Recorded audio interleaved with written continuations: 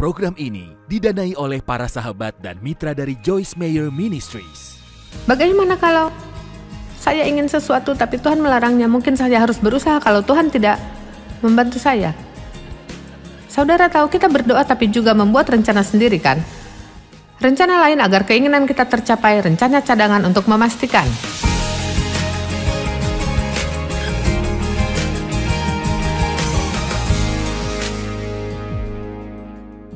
Berapa dari saudara ketika sedang berdoa seringkali memiliki perasaan seperti ada yang saudara harus lakukan tapi belum dilakukan?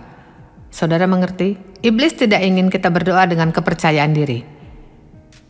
Iblis ingin kita takut, ragu, dan bingung. Dan saya dulu bersikap seperti itu dari dulu sampai sekarang. Saya berdoa, saya masih memiliki perasaan seperti itu. Seharusnya saya lebih berani.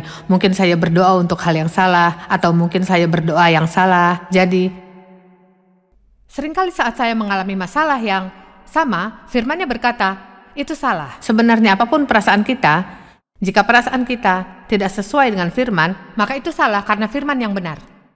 Amin. Jadi, contohnya kalau saya meminta pengampunan Tuhan kepada saya, tapi saya tetap merasa bersalah, maka perasaan itu salah. Firman-Nya tak pernah berbohong. Karena kalau saya minta dan mendapatkan, maka Tuhan itu setia. Jadi tak peduli perasaan saya, firman-Nya lah yang benar. Dan selama kita hidup berdasarkan perasaan kita, dan terus dikuasai oleh tipu muslihat iblis, sehingga kita terus merasa bersalah, maka iblis akan terus berkuasa atas kita. Jadi saya putuskan setiap saya ingin berdoa, saya tidak akan lagi merasa bahwa apa yang saya doakan itu sia-sia. Saya ingin menuntaskan materi ini dan mengetahui apa yang terjadi.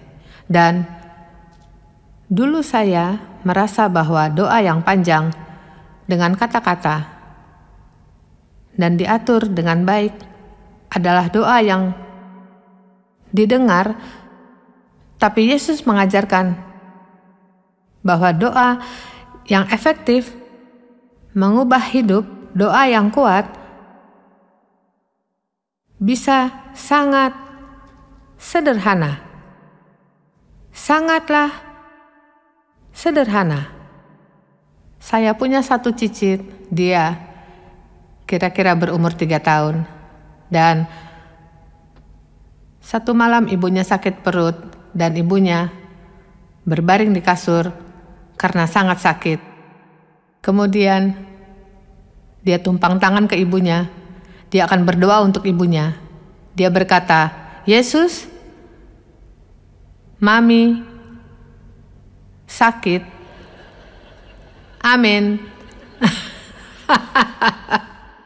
Ini yang terjadi. Dia bilang rasa sakitnya berhenti dan hilang. Dan dia merasa lebih baik.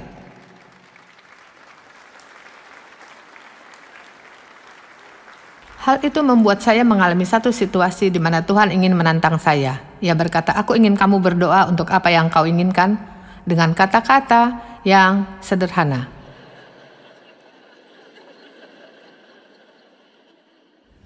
Ya benar, ini lebih sulit.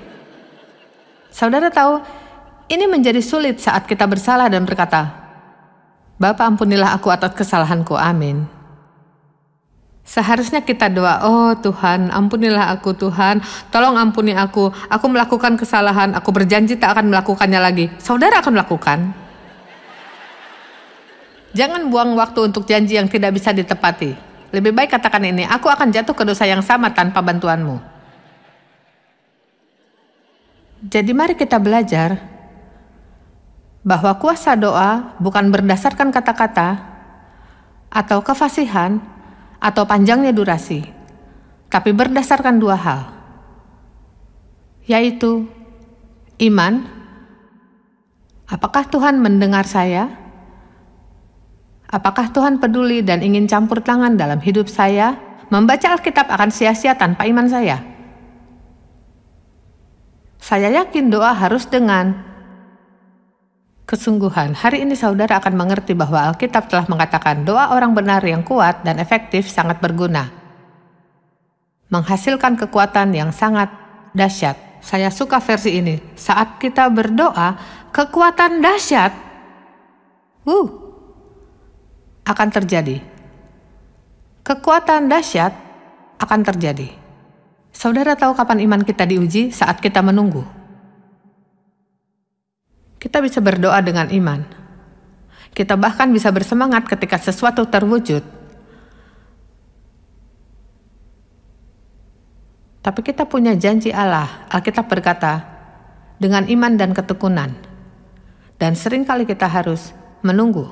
Dan satu hal yang saya pelajari selama saya menunggu adalah setiap kali rasa ragu itu muncul, saya bicara dengan keras, aku percaya Tuhan sedang bekerja di hidupku. Saya percaya saat ini Tuhan sedang bekerja di hidupku. Dan saya akan memberi ayat untuk mendukung pernyataan ini. Yang kita butuhkan hanyalah iman. Tuhan mendengar. Ia ingin menolong saya.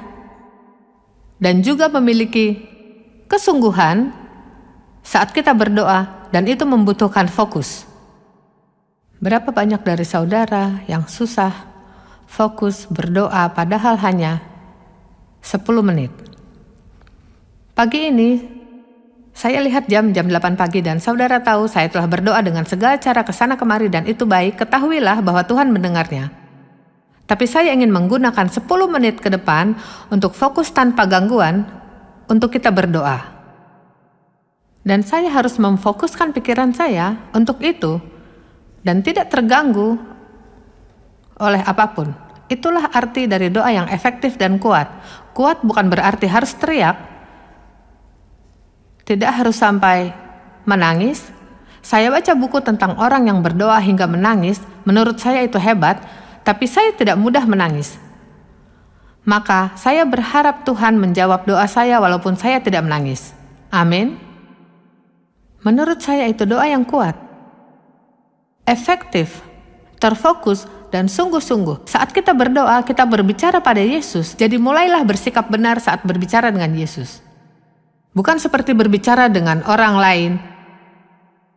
Jangan memberikan 10% fokus kita kepada Tuhan dan 90% pada hal lain. Saya akan menyampaikan ini dan saya menyebutnya alasan mengapa doa tak dijawab, tapi juga bisa disebut cara agar doa kita dijawab, apapun itu. Kita akan bahas tentang doa. Pertama-tama, saudara tidak akan mendapat jawaban kalau tidak meminta. Jadi, aturan utama dalam doa adalah tidak ada jawaban karena tidak meminta. Sekarang ada berapa orang yang hadir di sini atau yang sedang menonton dari televisi yang sangat menginginkan sesuatu, tapi tidak pernah meminta? Mungkin saudara berharap. Ya, saya berharap. Dan saya sering menceritakan ini karena hal ini luar biasa. Dan ini cocok untuk pembahasan pagi ini dan juga contoh yang sangat baik. Saya bertemu wanita di mall. Dia mengenali saya dari televisi, kemudian kami berbincang. Dia seorang Kristen, dia sudah bergabung dalam satu gereja selama kira-kira 15 tahun. Maka, saya sedang berbincang tentang toko itu dan saya bertanya, apakah kalian bekerja berdasarkan komisi atau berdasarkan gaji? Dia jawab, kita kerja berdasarkan gaji, tapi kita juga punya target. Dan kalau tidak tercapai, kita akan diperingati, lalu kalau target tetap tidak tercapai, maka kita akan dipecat. Dan menurut saya itu mudah untuk diatasi. Karena apa yang saya pelajari dari firman Tuhan, lalu saya bilang, kamu bisa berdoa agar Tuhan menolongmu, agar mereka menghampiri kamu untuk berbelanja. Dan dia memandang saya seperti beberapa saudara memandang saya.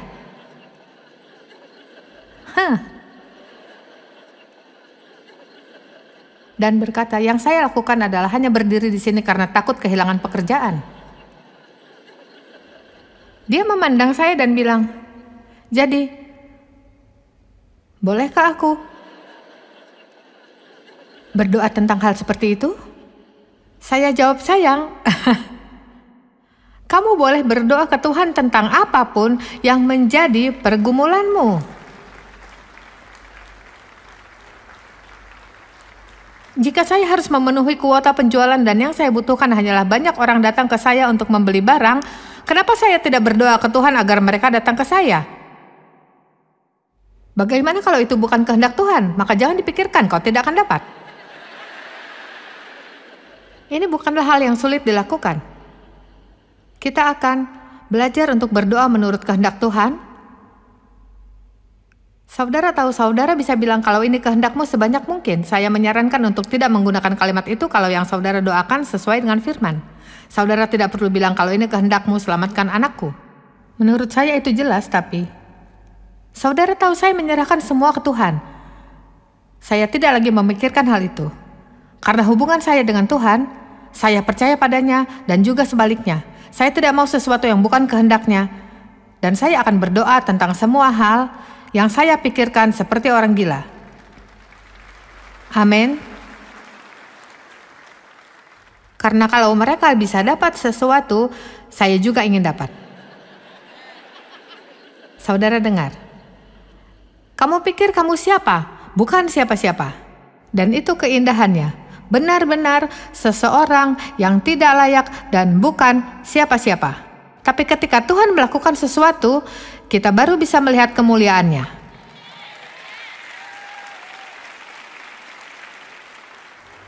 Pikiran kitalah yang ingin dihancurkan oleh iblis. Berani-beraninya kamu berdoa seperti itu. Yakobus 4 ayat 1 berkata, dari mana datangnya perselisihan? Kenapa pertengkaran, perdebatan, perkelahian terjadi di antara kamu? Beberapa tahun yang lalu saat Tuhan memberikan pewahyuan kepada saya dari kitab Yakobus pasal 4 ayat 1-2, hidup saya penuh dengan pertengkaran, perdebatan, dan perselisihan. Sekarang itu sudah tidak ada. Tapi ketika saya baca apa penyebab pertengkaran, perselisihan, dan bagaimana perselisihan, pertengkaran, dan perkelahian itu terjadi, saya jadi tertarik. Berapa dari saudara membutuhkan damai lebih banyak dari yang saudara telah alami? Terlalu banyak pertengkaran, terlalu banyak perselisihan, terlalu banyak masalah di kantor, bahkan masalah di gereja dan masalah dalam rumah tangga.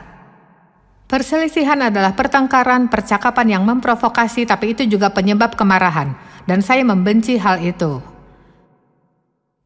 Bahkan kemarahan itu bisa muncul di antara jemaat-jemaat dalam gereja yang sama.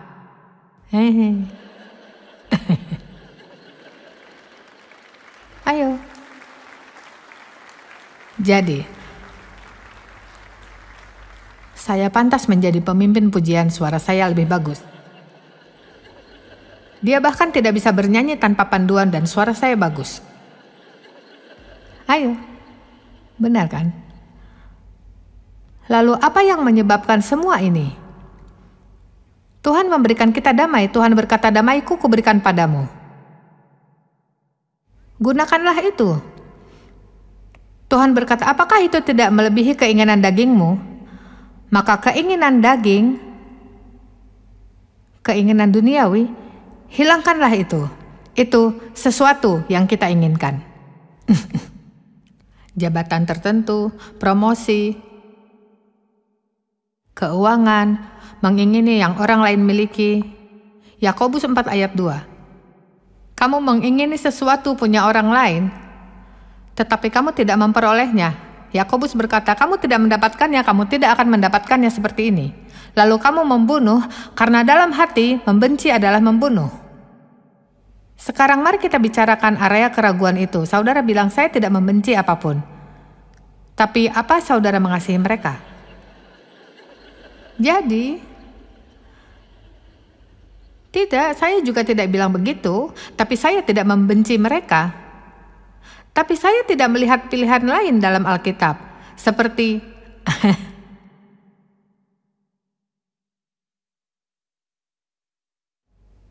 saudara dipenuhi kemarahan, iri hati, dan tidak bisa merasa puas dalam mencari kebahagiaan.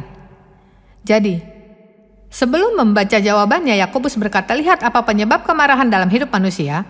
Kenapa mereka tidak bisa tenang, puas, dan bahagia? Itu karena keinginan daging saudara yang tak terpenuhi. Maksudku, kalau hari ini saudara tidak bahagia, itu karena sesuatu yang saudara ingin tapi tak ada?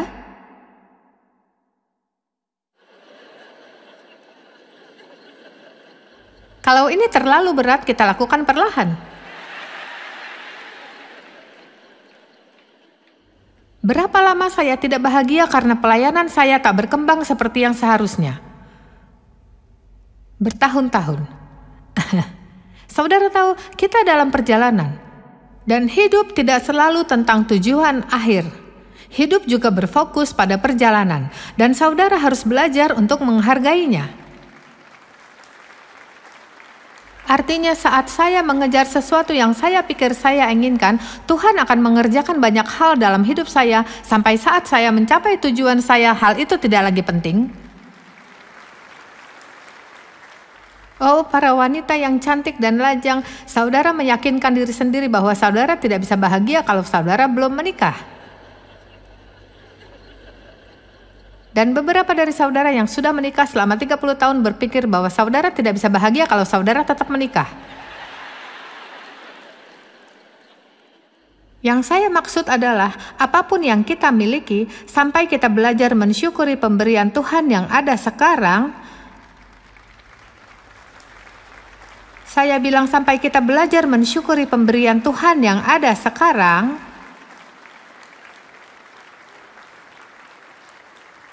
Saya suka apa yang Paulus katakan. Paulus berkata, saya belajar untuk merasa cukup. Dalam terjemahan lebih jelas, merasakan kepuasan sehingga situasi apapun tidak membuatku terganggu. Paulus tidak berkata, merasakan kepuasan sehingga aku tidak ingin perubahan. Saudara bisa menginginkan perubahan, saudara bisa menginginkan sesuatu untuk berubah, tapi saudara tak bisa mengizinkan situasi mengatur kebahagiaan saudara.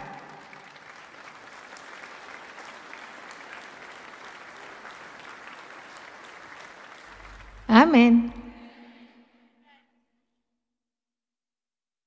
Kamu tidak dapat karena kamu tidak meminta. Itulah jawaban dari semua ini. Kenapa sering terjadi pertengkaran? Semua yang saudara ingin tapi tidak dapat. Ketika seseorang dapat, saudara iri dan cemburu. Saudara tetap tidak memilikinya. Apa masalahnya? Kamu tidak dapat karena kamu tidak meminta.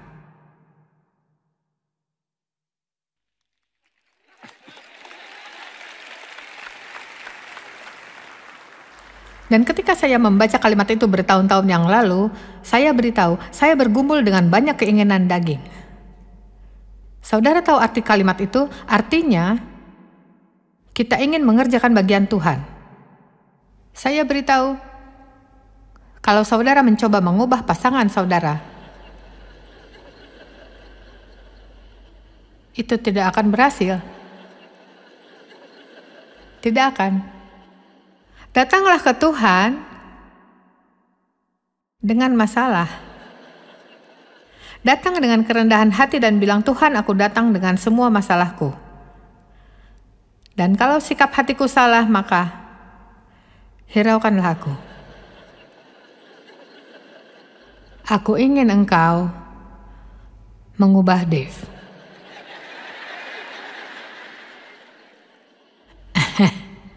Atau Henry, atau Herbert, atau Charlie.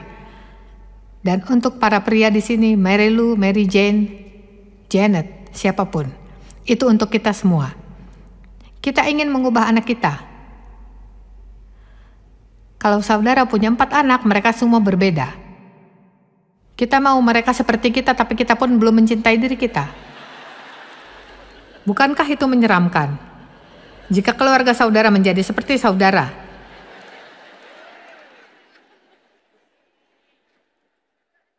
jadi saya beritahu, saya hampir bunuh diri karena keinginan daging.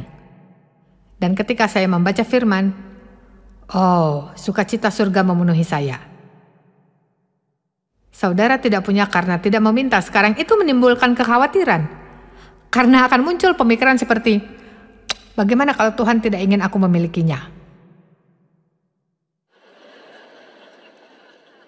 Bagaimana kalau saya ingin sesuatu tapi Tuhan melarangnya? Mungkin saya harus berusaha kalau Tuhan tidak membantu saya.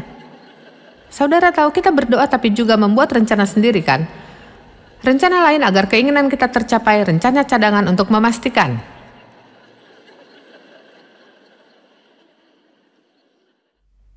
Oh, hidup ini tidak akan indah sampai saudara keluar dari keinginan daging.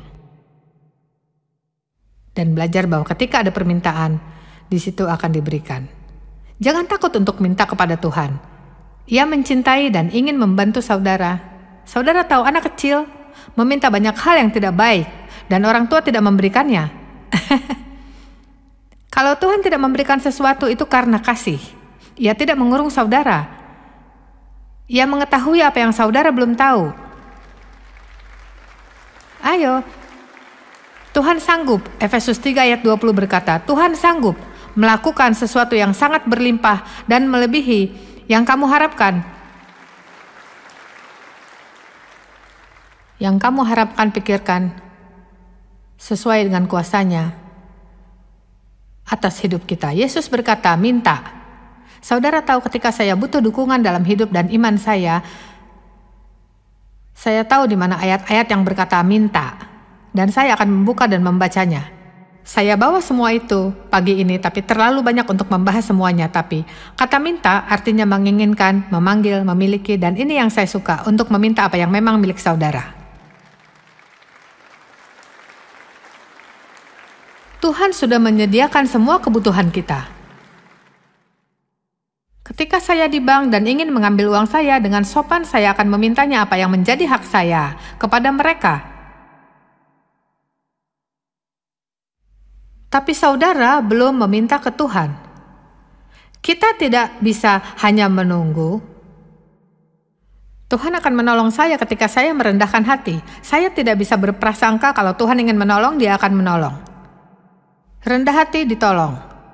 Saya minta pertolongan Tuhan. Tuhan, tolong saya. Saya tidak tahu saudara, tapi saya butuh pertolongan Tuhan tiap hari. Jangan takut untuk meminta apa yang saudara butuh dan inginkan. Yohanes 14 ayat 12-14. Yohanes 15 ayat 7-8. Yohanes 15 ayat 16. Yohanes 16 ayat 23-24. Semua berkata, minta. Apapun yang kau butuhkan, akan kuberikan. Janji yang besar. Tapi, saudara tidak bisa hanya mengeluarkan satu ayat, sementara banyak ayat yang mengatakan kita harus berdoa sesuai kehendak Tuhan. Jadi kita butuh semua konteks dari firman Tuhan, tapi saya tidak mau saudara menjadi takut, karena saudara salah berdoa, sangat takut sampai tidak berdoa. Jadi saya sarankan, selagi saudara belajar tentang keinginan Tuhan, tetaplah berani dan kuat dalam doa, bilang pada Tuhan, kalau ini bukan kehendak-Mu, jangan berikan padaku. Aku tidak mau apapun yang bukan kehendak-Mu. Kalau kita sudah cukup dewasa untuk berkata, Tuhan, aku tidak mau apapun yang bukan kehendak-Mu. Dalam kitab Yohanes 15, Yesus berkata, kalau kau tinggal dalam aku dan aku dalam-Mu, mintalah maka aku akan berikan padamu. Dulu saya tidak mengerti kalimat ini. Kenapa Tuhan bisa bilang, mintalah maka aku akan memberikan kepadamu, karena saya sadar beberapa hal yang saya minta tidak sesuai kehendak-Nya. Tapi ada rahasia, kalau kau tinggal dalamku artinya hidup, tinggal, menetap. Tuhan tidak hanya keluar saat hari Minggu saja. Halo. Yesus tidak mau hadir di hidupmu pada hari Minggu saja. Tapi juga hari Senin, Selasa, Rabu, Kamis, Jumat, Sabtu. Saat saudara bersiap-siap, saat makan, saat berkumpul, menonton televisi.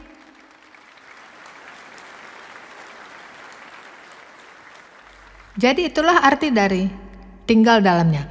Kalau kau di dalamku, kemudian Ia berkata firmanku di dalammu. Jadi jika saya merenungkan dan saya tahu firman itu dan hidup dalam saya, tentu saja kalau saya menjalin hubungan itu dengan Tuhan, saya tidak akan menginginkan yang bukan kehendak-Nya.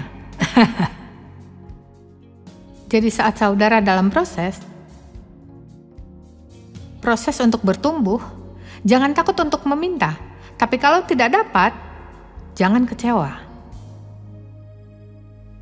Siapapun saudara, apapun yang saudara perbuat atau apapun yang saudara butuhkan, serahkanlah itu kepada Tuhan. Itulah arti dari berdoa.